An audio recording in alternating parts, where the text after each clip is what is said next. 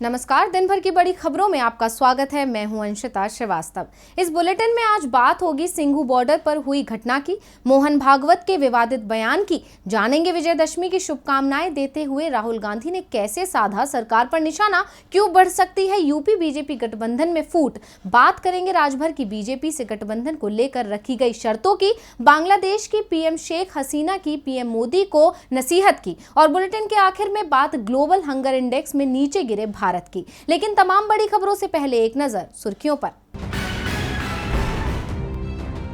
देश में धूमधाम से मनाया गया विजयादशमी का त्योहार। राष्ट्रपति रामनाथ कोविंद, प्रधानमंत्री नरेंद्र मोदी, कांग्रेस सांसद राहुल गांधी सहित तमाम लोगों ने देश को दी विजयादशमी की बधाई। बुराई पर अच्छाई की जीत के प्रतीक के रूप में मनाया जाता है विजयादशमी का पर्व। प्रगतिशील समाजवादी पार्टी के अध्यक्ष शिवपाल ने फिर दिए सपा से गठबंधन के संकेत। कहा, समाजवादी पार्टी अब भी मेरी प्राथमिकता, समय सीमा निकल जाने के बावजूद सपा से गठबंधन को तैयार है हमारी पार्टी। नवजोत सिंह सिद्धू ही रहेंगे पंजाब कांग्रेस के प्रदेश अध्यक्ष। कहा, राहुल प्रियंका मेरे नेता, उनके हर आदेश का करूंगा पालन। मोदी सरकार पर किसान नेता राकेश टिकैत का तंज। 2024 तक पीएम रहे मोदी तो बेच देंगे पूरा देश। हम मोदी सरकार को 10 में से देंगे 0 अंक। हर मुद्दे पर फेल रही है मोदी सरकार। सुर्खियों के बाद अब बात आज की सबसे बड़ी खबर की। 10.5 महीने से दिल्ली के बॉर्डरों पर किसानों का आंदोलन शांतिपूर्ण तरीके से चल रहा है, लेकिन इस बीच आज सिंघू बॉर्डर पर एक युवक के शव मिलने से सनसनी फैल गई। युवक की जान किसने ली और क्यों ली गई, उसकी जान, इसे लेकर तमाम सवाल खड़े हो गए हैं। संयुक्त किसान मोर्चा ने भी घटना की निंदा की है, तो किस पर लगा है युवक की जान लेने का आरोप, देखिए ये रिपोर्ट। किसानों के आंदोलन को दागदार करने की कोशिश तो बहुत की जा रही है, लेकिन किसानों ने हर बार अपने विरोधियों के दांव को फेल कर दिया है। चाहे 26 जनवरी की घटना हो या फिर 3 अक्टूबर को लखीमपुर खीरी की घटना, किसानों को उकसाने की कोशिश बहुत हुई, लेकिन किसान अपने शांतिपूर्ण विरोध से नहीं हटे। इस बीच किसान आंदोलन के गढ़ में बदल चुके सिंघू बॉर्डर से हैरान करने वाली तस्वीर सामने आई है। यहाँ एक युवक का शरीर बैरिकेड पर लटका हुआ था, जिसके हाथ पैर भी नहीं थे। घटना की जानकारी सामने आते ही मौके पर सोनीपत पुलिस पहुंची। इस बीच एक वीडियो भी सोशल मीडिया पर वायरल हो रहा है, जिसमें निहंगों का एक समूह एक युवक को घेरे हुए खड़ा है। निहंगों का दावा है कि युवक ने सर्वलोह ग्रंथ की बेअदबी करने की कोशिश की है। इस पूरी घटना को लेकर निहंगों ने कहा, युवक को किसी ने गुरु ग्रंथ साहिब की बेअदबी के लिए भेजा था। इसके लिए उसे 30,000 रुपए दिए गए थे। यहाँ घोड़ों की सेवा कर रहे निहंगों ने उसे पकड़ लिया और सजा दे दी। यानी युवक की जान लेने की बात निहंगों ने स्वीकार कर ली है, जबकि पुलिस ने अभी तक मामला अज्ञात लोगों के खिलाफ ही दर्ज किया है। इस बीच संयुक्त किसान मोर्चा ने घटना की निंदा करते हुए कहा कि निहंगों के समूह से उसका कोई लेना देना नहीं है और न ही जिस युवक की जान गई वो किसान मोर्चा से जुड़ा हुआ था। युवक पंजाब के तरनतारन का रहने वाला है और कुछ दिनों से सिंघू बॉर्डर पर ही रह रहा था। संयुक्त किसान मोर्चा ने कहा है, हम किसी भी धार्मिक ग्रंथ या प्रतीक की बेअदबी के खिलाफ हैं, लेकिन इस आधार पर किसी भी व्यक्ति या समूह को कानून अपने हाथ में लेने की इजाज़त नहीं है। हम ये मांग करते हैं कि इस पूरे मामले की जांच कराई जाए और जो भी दोषी हो उसे सजा दी जाए। संयुक्त किसान मोर्चा पुलिस की जांच में पूरा सहयोग करने को तैयार है। तो संयुक्त किसान मोर्चा ने भले ही घटना से खुद को अलग कर लिया है, लेकिन इस घटना से उसके लिए मुश्किलें ज़रूर बढ़ गई हैं। सिंघू बॉर्डर पर हुई इस घटना से पूरे इलाके में बेचैनी का माहौल है। अब ये जान किसने ली, इसके पीछे कौन है, ये सब तो छानबीन के बाद ही सामने आएगा, लेकिन फिर भी जनता की सुरक्षा की जिम्मेदारी तो सरकार की बनती है। अब इस घटना से एक बार फिर सरकार सभी के निशाने पर आ गई है, लेकिन राष्ट्रीय स्वयंसेवक संघ के निशाने पर तो कोई और बना हुआ है। आज संघ का स्थापना दिवस भी है, तो किस पर निशाना साध रहे हैं संघ प्रमुख मोहन भागवत, देखिए रिपोर्ट। बीजेपी हो या आरएसएस, हमेशा एक खास समुदाय को टारगेट करते नजर आते हैं। खासकर आरएसएस प्रमुख मोहन भागवत अपने विवादित बयानों के चलते लोगों के निशाने पर रहते हैं। जब से बीजेपी सत्ता में आई है, बार बार जनसंख्या का मुद्दा उठाते हुए एक खास समुदाय पर निशाना साधा है, और उत्तर प्रदेश और असम, इन दोनों ही राज्यों में तो जनसंख्या नियंत्रण कानून भी ला दिया गया। अब एक बार फिर आरएसएस प्रमुख मोहन भागवत ने जनसंख्या नियंत्रण का मुद्दा उठाया है, जिसके चलते उन्होंने ऐसी बात कह दी जिससे सियासी गलियारों में हलचल पैदा हो गई है। दरअसल विजयदशमी के खास मौके पर और आरएसएस के स्थापना स्थापना दिवस पर संघ प्रमुख मोहन भागवत ने नागपुर में संबोधन किया। अपने संबोधन में उन्होंने कई मुद्दों पर चर्चा भी की। इसी दौरान उन्होंने बढ़ती जनसंख्या पर चिंता जताते हुए जनसंख्या नीति पर नसीहत दी और कहा, वर्ष 1951 से 2011 के बीच जनसंख्या वृद्धि दर में भारी अंतर के कारण देश की जनसंख्या में जहां भारत में उत्पन्न मत पंथों के अनुयायियों का अनुपात 88% से घटकर 83.8% रह गया है, वहीं मुस्लिम जनसंख्या का अनुपात 9.8% से बढ़कर 14.24% हो गया है। जनसंख्या नीति होनी चाहिए। हमें लगता है कि इस बारे में एक बार फिर विचार करना चाहिए। यानी मोहन भागवत ने तो साफ तौर पर देश में बढ़ती आबादी का जिम्मेदार एक खास समुदाय को बता दिया। अब उनके इस बयान पर सियासी पारा गरमाना तो तय है। इसके अलावा उन्होंने अपने संबोधन में एक बार फिर हिंदुत्व के एजेंडे पर बात की और कहा कि हिंदुओं को संगठित होने की जरूरत है। उन्होंने आगे कहा, हम एक सनातन राष्ट्र, एक समाज, एक संस्कृति में पले बड़े समान पूर्वजों के वंशज हैं। अब भागवत के इन बयानों पर बहस छिड़ना लाजमी है। मोहन भागवत के बयान के अनुसार देश में आबादी एक खास समुदाय के कारण ही बढ़ रही है। वैसे संघ और बीजेपी तो हमेशा ही इस तरह के बयान देते रहते हैं, जिसके चलते विपक्ष उन्हें घेरता रहता है। उसी कड़ी में आज एक बार फिर कांग्रेस सांसद राहुल गांधी ने पीएम मोदी पर निशाना साधा है, लेकिन इस बार उनका अंदाज कुछ अलग था। देखिए ये रिपोर्ट। कांग्रेस सांसद राहुल गांधी केंद्र की मोदी सरकार को हर मुद्दे पर घेरने में जुटे रहते हैं। गुरुवार को राहुल गांधी ने पेट्रोल, डीजल और रसोई गैस की कीमतों में बढ़ोतरी को लेकर सरकार को घेरा था, तो आज विजयदशमी पर्व पर भी उन्होंने केंद्र सरकार पर तीखा तंज कसा है। राहुल ने रामायण की चौपाई का इस्तेमाल करते हुए ट्वीट किया, जासु राज प्रिय प्रजा दुखारी, सो नृप अवसी नरक अधिकारी, जय सिया राम। जो राजा जनता को दुख देता है वह नरक का हकदार होता है। इसके साथ कांग्रेस ने अपने ट्विटर हैंडल पर दशहरे के मौके पर केंद्र पर हमला किया। कांग्रेस के ट्विटर हैंडल पर लिखा, अन्याय के खिलाफ न्याय की जीत हमेशा होती रहती है। भाजपाई हुकूमत अहंकार में ना रहे। इस बार भाजपाई अन्याय को पराजित कर न्याय ही विजयी होगा। हम भाजपाई अन्याय के खिलाफ न्याय की आवाज बुलंद करते रहेंगे। इसके अलावा कांग्रेस महासचिव प्रियंका गांधी और कांग्रेस प्रवक्ता रणदीप सिंह सुरजेवाला ने भी रामायण के दोहे और चौपाइयों का इस्तेमाल करते हुए केंद्र सरकार पर जमकर निशाना साधा। राहुल गांधी का कहना है कि जनता को दुख देने वाला राजा नरक में जाएगा। साफ है कि वो पीएम मोदी की बात कर रहे हैं और वो ऐसा इसलिए कह रहे हैं क्योंकि जनता सरकार से खुश नहीं है, क्योंकि सरकार सबको बराबर नहीं रखती, सिर्फ अपनी मनमानी चलाती है। वैसे सरकार की मनमानी से तो यूपी में भी सरकार के सहयोगी अब नाराज नजर आ रहे हैं, जिससे कयास लग रहे हैं कि बीजेपी गठबंधन में टूट हो सकती है। क्या है मामला, देखिए इस रिपोर्ट में। चुनाव नजदीक आ रहे हैं और उत्तर प्रदेश में हलचल बढ़ती जा रही है और अब ये कयास लगने लगे हैं कि यूपी में बीजेपी के सहयोगियों के साथ गठबंधन में टूट पड़ सकती है, जिससे सत्तारूढ़ पार्टी की मुश्किलें बढ़ सकती हैं।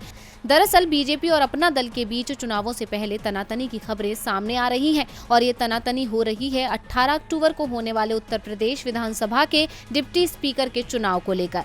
दरअसल 18 अक्टूबर को चुनाव हैं और सत्तारूढ़ बीजेपी ने पहले ही नितिन अग्रवाल को विधानसभा के डिप्टी स्पीकर के रूप में निर्वाचित कराने का मन बना लिया है, लेकिन उसकी सहयोगी अपना दल ने इस पद के लिए एक दलित या एक ओबीसी विधायक की मांग कर दी है, जिसके बाद से दोनों पार्टियों में तल्खियां बढ़ गई हैं। सत्तारूढ़ पार्टी के सामने अपनी मांग रखते हुए अपना दल के राष्ट्रीय कार्यकारी अध्यक्ष और एमएलसी आशीष पटेल ने कहा कि वर्तमान में यूपी विधानसभा के स्पीकर और विधान परिषद के चेयरमैन के पद पर कोई भी ओबीसी और दलित समुदाय से संबंधित नहीं है। उन्होंने कहा, ऐसे में ओबीसी या एससी समुदाय के विधायक को राज्य विधानसभा का डिप्टी स्पीकर बनाया जाना चाहिए। इससे पिछड़ों और दलितों को एक अच्छा संदेश जाएगा। अब इसी बात पर दोनों पार्टी के बीच अनबन हो गई है और चुनाव से पहले इस तरह की मांग से सत्तारूढ़ पार्टी मुश्किल में घिर गई है, क्योंकि अगर उसने अपना दल की बात नहीं मानी तो पार्टी में टूट हो सकती है और अगर नितिन अग्रवाल को चुनाव में नहीं उतारा तो उनके पिता नरेश अग्रवाल की नाराजगी के चलते पार्टी को भारी नुकसान हो सकता है,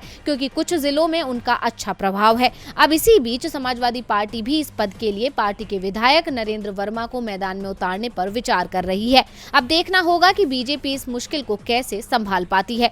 यूपी चुनाव से पहले अपना दल के साथ बीजेपी की तनातनी बढ़ रही है, क्योंकि उन्होंने मांगे रख दी हैं, जिससे बीजेपी मुश्किल में है। बीजेपी की अपना दल से दूरियां बढ़ रही हैं, लेकिन सुबह सपा से नजदीकियां बढ़ रही हैं। दरअसल राजभर ने बीजेपी के साथ गठबंधन करने पर सहमति तो जताई है, लेकिन साथ ही उन्होंने अपनी शर्तें भी रख दी हैं। राजनीति में कब क्या हो जाए कुछ कहा नहीं जा सकता। नेता नफा नुकसान देखकर दुश्मनों से भी गलबहियां करने से परहेज नहीं करते, जबकि दोस्त को भुलाकर उससे अदावत शुरू कर देते हैं। अब उत्तर प्रदेश विधानसभा चुनाव के मद्देनजर भी नेताओं ने अपना नफा नुकसान देखना शुरू कर दिया है और गठबंधन की नई कहानी लिखने को तैयार हो रहे हैं। सुबह सपा अध्यक्ष ओम प्रकाश राजभर अब खुद बीजेपी में जाने को तैयार बैठे हैं। सूत्रों के अनुसार ओपी राजभर की बीजेपी नेतृत्व से वार्ता भी शुरू हो चुकी है। राजभर ने कहा कि राजनीति में संभावनाएं खुली रहती हैं। सामाजिक न्याय समिति की रिपोर्ट लागू करने, स्नातकोत्तर तक की एक समान फ्री शिक्षा, घरेलू बिजली बिल माफी जैसी मांगे हैं। जो लागू करेगा उसके साथ जाने को तैयार है।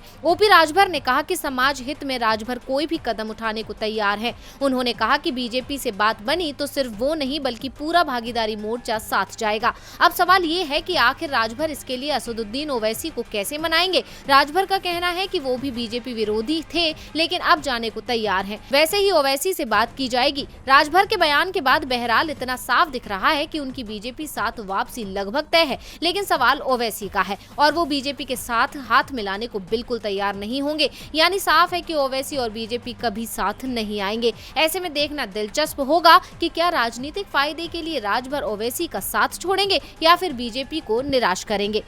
राजभर ने कहा कि राजनीति में संभावनाएं खुली रहती हैं। बीजेपी से बात बन गई तो गठबंधन हो जाएगा। यानी उन्होंने साफ कर दिया है कि उन्होंने बीजेपी के सामने अपनी बात रख दी है। अब बीजेपी को फैसला करना है कि वो क्या करेगी। वहीं दूसरी तरफ आज बांग्लादेश की पीएम शेख हसीना ने भारत सरकार को नसीहत दे डाली है। तो क्या बोली बांग्लादेश की पीएम, देखिए ये रिपोर्ट।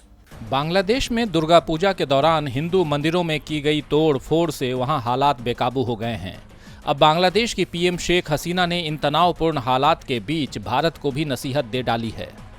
पीएम ने कड़े शब्दों में भारत को नसीहत देने वाले लहजे में कहा, भारत को सुनिश्चित करना चाहिए कि धर्म के आधार पर फूट न पड़े, क्योंकि भारत में होने वाली इस तरह की घटनाओं का असर बांग्लादेश पर पड़ता है और हिंदुओं पर हमले होते हैं। शेख हसीना के इन बयानों से साफ है कि वो भारत को समझाना चाहती हैं कि भारत में अल्पसंख्यकों पर होने वाले अत्याचार का बदला बांग्लादेश में रहने वाले अल्पसंख्यकों यानी हिंदुओं से लिया जाता है। उन्होंने अपने बयान के जरिए भारत को चेतावनी भी दी है कि अगर भारत चाहता है कि बांग्लादेश में रहने वाले हिंदुओं के साथ इस तरह की घटनाएं न हों, तो वो भारत में होने वाली इस तरह की घटनाओं पर भी रोक लगाए। इसके अलावा ये भी माना जा रहा है कि बांग्लादेश में हिंदुओं के साथ हुई इस घटना के खिलाफ कार्रवाई के आदेश के बाद शेख हसीना ने भारत में होने वाली घटनाओं का जिक्र करके संतुलन बनाने की कोशिश की है। गौरतलब है कि बांग्लादेश में दुर्गा पूजा के दौरान अज्ञात मुस्लिम उपद्रवियों ने हिंदू मंदिरों में तोड़फोड़ की। इससे बने हालात को देखते हुए हसीना सरकार को 22 जिलों में अर्धसैनिक बलों की तैनाती करनी पड़ी है। प्रधानमंत्री शेख हसीना ने कहा है कि घटना के जिम्मेदार लोगों पर सख्त कार्रवाई की जाएगी। उन्होंने कमिला में मंदिरों और दुर्गा पूजा पंडालों पर हमला करने में शामिल दोषियों को सजा दिलवाने का वादा किया है। उन्होंने कहा है कि इससे कोई फर्क नहीं पड़ता कि हमला करने वाले किस धर्म से हैं, उन्हें सजा जरूर मिलेगी। और बुलेटिन के आखिर में बात ग्लोबल हंगर इंडेक्स में नीचे गिरे भारत की। मोदी सरकार अक्सर दावा करती है कि पड़ोसी मुल्क से भारत बेहतर है, विकास और अर्थव्यवस्था तेज गति से सुधर रही है, लेकिन ग्लोबल हंगर इंडेक्स 2021 की जो लिस्ट जारी हुई है उसने साबित कर दिया कि मोदी राज में भारत सबसे पीछे है। आंकड़े बताते हैं कि भारत में लोग दाने दाने के लिए मोहताज हैं। ये लिस्ट मोदी सरकार की कार्यशैली पर सवाल उठाती है। इंसान सुविधाओं के बिना जिंदगी गुजार सकता है, लेकिन सिर्फ एक चीज उसके बस में नहीं है और वो है भूख। जिंदा रहने के लिए 2 वक्त का खाना चाहिए ही, लेकिन मोदी सरकार के राज में लोग हर रोज, हर घंटे, हर मिनट इस तड़प से जूझ रहे हैं, क्योंकि सरकार की नाकामी उन्हें भूखे रहकर जीवन गुजारने पर मजबूर कर रही है।